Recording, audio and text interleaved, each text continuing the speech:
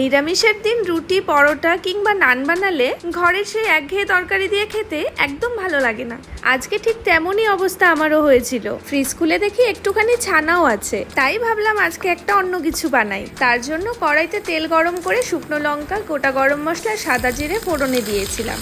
তারপর ভাজা হয়ে গেলে দিয়েছিলাম কিছুটা আদা, কাঁচা লঙ্কা কুচি আর দিয়েছিলাম একটুখানি বেসন। বেসনটা দিলে স্মেলটা এত সুন্দর আসে। সবকিছু হালকা করে ভেজে নিয়ে দিয়েছিলাম টমেটো কুচি আর তার সাথে দিয়ে দিয়েছিলাম পরিমাণ মতো নুন। টমেটোর সাথে নুনটা এ কারণেই দিয়েছি যাতে টমেটোটা খুব ভালো করে গলে যায়। তারপর হলুদ গুঁড়ো, কাশ্মীরি লঙ্কার গুঁড়ো, জিরে গুঁড়ো আর ধনে গুঁড়ো দিয়ে খুব ভালো করে কিছুক্ষণ যাবৎ কষিয়ে নিয়েছি। সব কিছু খুব সুন্দরভাবে কষানো হয়ে গেলে সামান্য একটু পরিমাণ জল দিয়েছিলাম যাতে মশলাটা নিচে লেগে না যায়।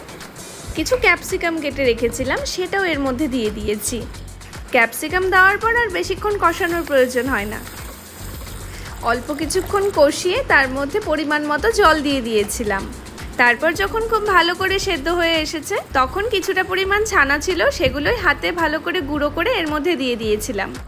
ছানার জায়গায় এখানে পনির হাতে গুঁড়ো করে দিয়ে দিলেও কিন্তু বেশ ভালো লাগে খেতে। তারপর সবশেষে স্বাদটাকে ব্যালেন্স করার জন্য একটু চিনি দিয়েছিলাম আর একদম শেষে দিয়ে দিয়েছিলাম একটুখানি কাসুরি মেথি পাতা। সেগুলোকে ভালো করে মিশিয়ে গ্যাসের ফ্লেমটা অফ করে ওপর দিয়ে একটু গরম মশলা, খানিকটা বাটার আর ধনেপাতা কুচি ছিটিয়ে খুব ভালো করে নেড়ে চেড়ে নামিয়ে নিয়েছিলাম। নিরামিষের দিন রুটি, পরোটা, নান যে কোনো কিছুর সাথে এটা খেতে এত টেস্টি লাগে, একবার না খেলে বুঝতেই পারবে না।